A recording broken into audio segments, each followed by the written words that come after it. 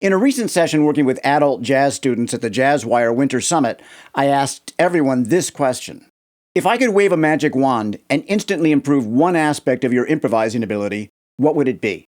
There were a variety of responses, but I want to focus on 3 in this video. How do I use what I know about chords and scales to improve my soloing?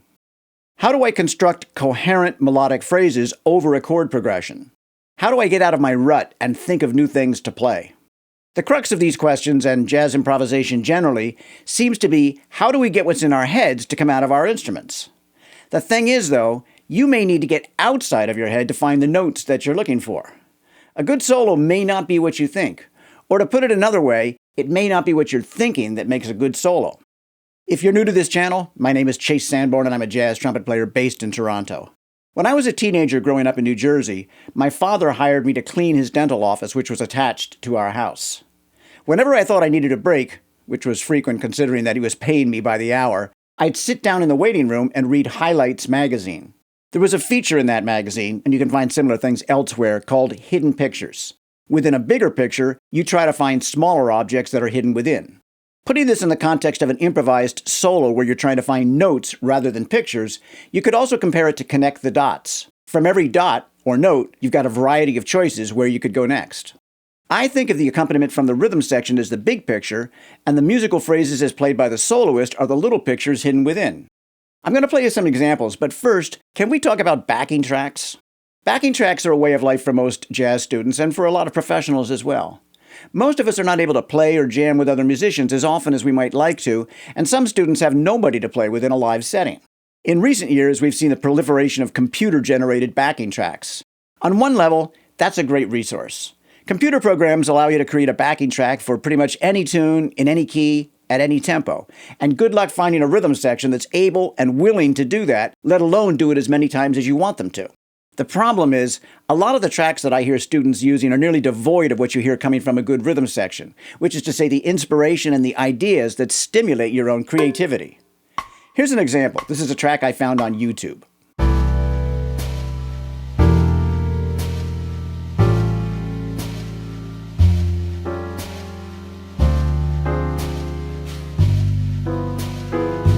To me, that track does nothing to stir my creative instincts. It's monotonous and plodding, and it's essentially serving as a glorified metronome, marking the chords as they go past, accompanied by a lifeless drum track. As a matter of fact, I'd rather play with a metronome than a track that sounds like that. Now compare it to this one, based on the same tune.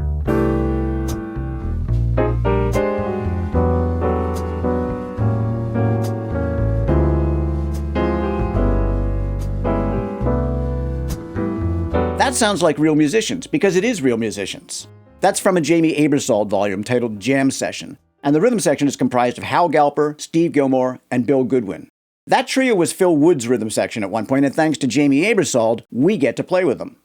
So my advice to you is, whenever possible, try to find backing tracks that were recorded with real musicians, or at the very least, look for tracks that better replicate the experience of playing with human beings. They're out there on YouTube if you make the effort to find them.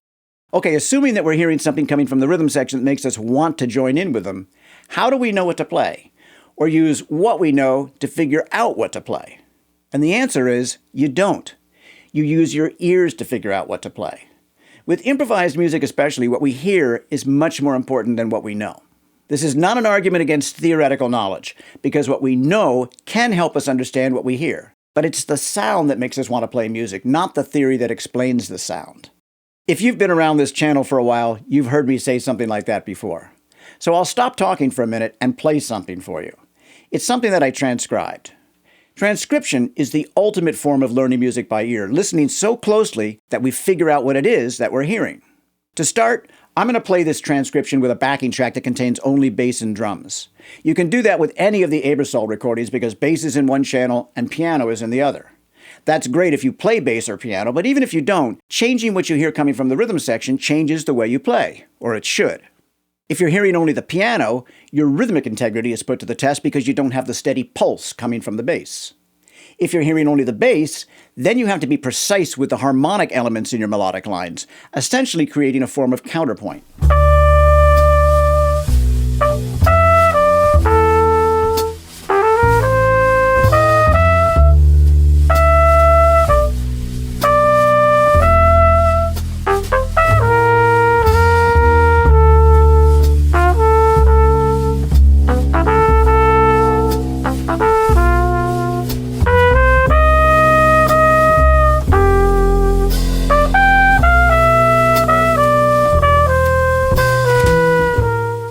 noticed that that didn't sound like a typical solo. It definitely didn't sound like a typical trumpet solo, and in fact, it came from a piano player.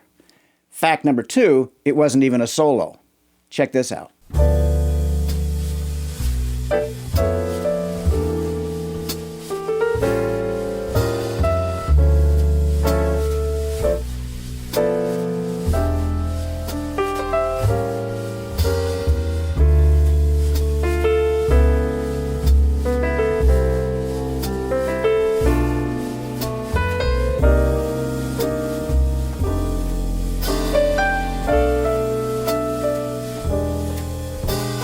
So what I transcribed are the upper notes of the piano voicings. One of the things I've enjoyed about this YouTube channel is getting a chance to put things into practice that I've always espoused. I've said to students that if you played only the top notes of the piano voicing, you'd wind up with a rhythmically varied melodic line that is guaranteed to work with the chord changes since it was played as part of a chord voicing. I've often said that, but I've never actually done it until now. Here's what it sounds like if I play along with the piano, and I'll jump ahead in the track a little bit so that we don't have to keep listening to the same thing.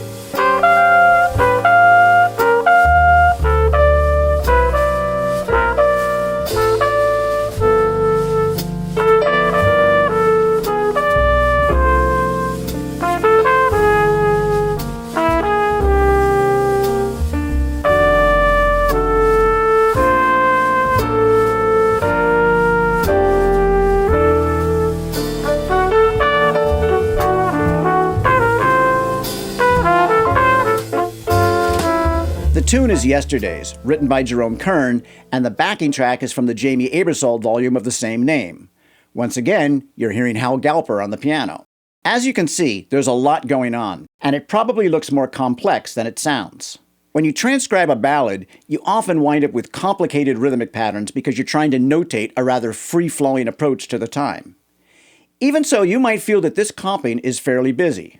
Now that may just be Hal's style, but also he's playing this in the anticipation of someone else playing the melody, which on this tune is rather slow and drawn out.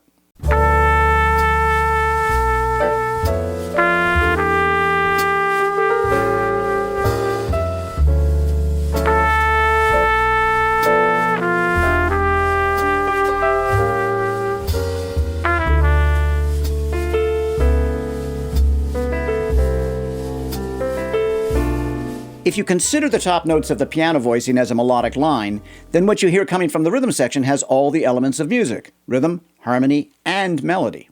In short, it sounds complete, even without the soloist. So what does that say to you? If it sounds good without you, then your job is not so much to sound good, just not to mess up what was already sounding good in the first place. You're like a piece of the puzzle, and you have to craft your solo so that it fits with the other pieces. You could also think of yourself as the whipped cream on the dessert. A little goes a long way. Here's something else to keep in mind. When you stop playing, the music is still going on. That gives you incentive to leave more space, and when you do that, a whole bunch of good things happen. First, during the points during your solo where you don't play, you're able to really focus on what you're hearing, and that informs your choice and gives you ideas about what to play next. Second, the space brings the rhythm section to the forefront. It gives them room to be more active participants in the group process of improvisation, and I'm going to come back to this in a minute. Third, on a physical level, space gives your lips or your fingers or your vocal cords a break. That'll improve your endurance and your sound quality and even your time feel, because when you stop playing and listen, it serves as a rhythmic reset. Fourth, the listeners will appreciate the breathing room that comes when you separate your phrases. You see what I did there? Going back to point 2, consider this. When you leave space for the rhythm section to take a more active role, you impact the way they play. When you listen and respond, you're getting out of your own head and into theirs. And that's when the music jumps up a level and becomes more than the sum of its parts. I'm going to take a brief pause here just to mention that I don't have sponsors and I don't sell memberships or courses on this channel. If the videos resonate with you, then you'll most likely find worthwhile information in my books, including this one, Jazz Tactics, and book sales help support the channel. If you want instruction and feedback that is specific to your own interest and ability, I offer lessons on Zoom with no obligation to take any more than one. You can find out more and get in touch by visiting chasesanborn.com. The link's in the description. But right now, I want you to do one simple thing that costs nothing, and that's click the like button. And I thank you so much for doing that. Returning to the backing track, We'll listen to a little of the start of the second chorus. Pay attention to the melodic line that sits on top of the piano voicings and try to imagine that as played by a soloist. Also, notice how the rhythm section plays differently on the second chorus. That's because on the first chorus, the assumption is that they're playing underneath the melody. On the second chorus, the assumption is that they're accompanying improvisation, and their role is to spark and accommodate improvised lines, which will most likely be busier than the melody of this tune. Also, on a ballad like this, the rhythm section might go into a double-time feel for the blowing. That means the chords are moving at the same speed, but there's an implied tempo that is twice as fast. That'll change the approach to comping.